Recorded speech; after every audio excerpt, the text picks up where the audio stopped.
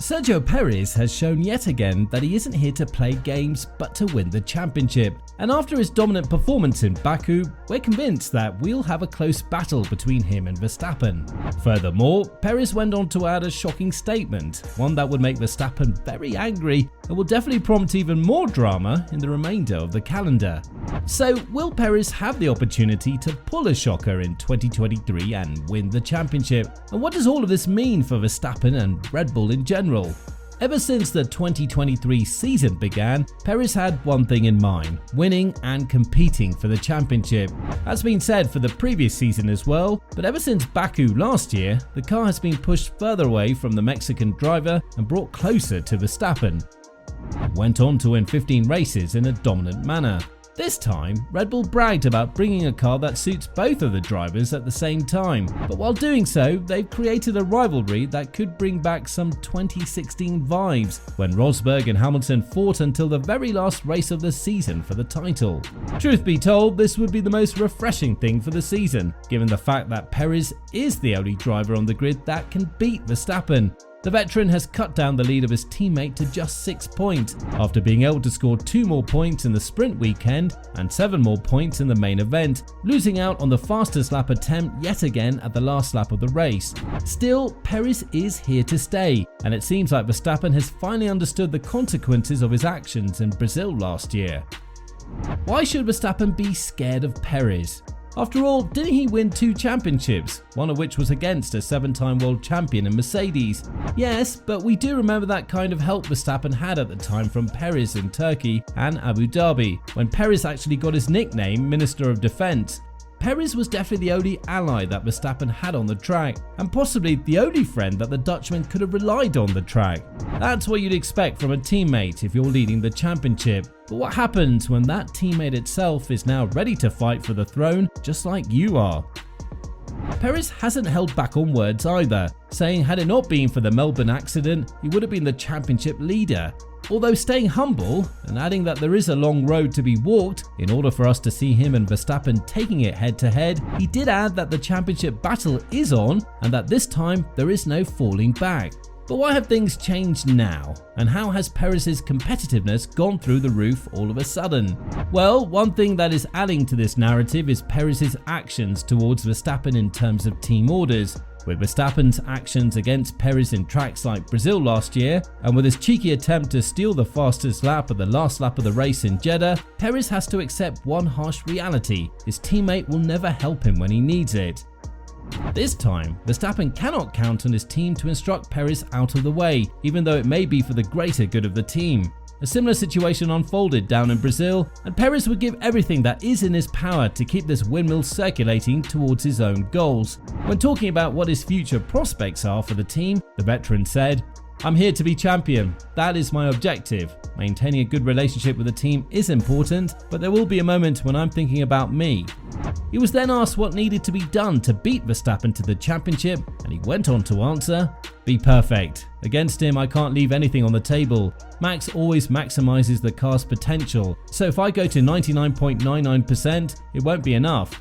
For me, this season is a great opportunity, and I face it like this: I feel closer than ever. Every year is 1 year less in my career. I keep in mind that I'm closer to the end of my career than to the beginning." Perez's advantage in the street circuits has been shown again and again over the years, and that's been especially emphasized during his Red Bull days. This is the second time that he's been able to hold Verstappen's attacks, with the first time being in Jeddah, and the common thing for both of these tracks is that they're street circuits. It's yet to be seen whether Perez has the pace to hold Verstappen on a regular, more traditional track, one that Verstappen seems to enjoy quite a lot. But with what we've been given, Perez is definitely a driver that the Dutchman needs to keep an eye on. So what happened to Verstappen that just made him so less competitive in Baku? We all know about the safety car scenario, one in which the 2-time world champion was pitted right when there were yellow flags in sector 1 and 2, and it was more or less obvious that a safety car would be deployed by the stewards. According to Christian Horner, it was down to bad luck and a wrong assumption that De Vries would have just reversed his car and continued to the pit lane. But nonetheless, this made Verstappen lose 2 positions, one to Perez and one to Leclerc, with both of these drivers pitting under the safety car and losing 11 seconds in the pit stop in general. Furthermore, Verstappen wasn't happy with the balance of the car, an issue that he's experiencing for probably the first time ever since he became a Red Bull driver. And when talking to the team radio, he said that there is an issue between the differential and the gas pedal.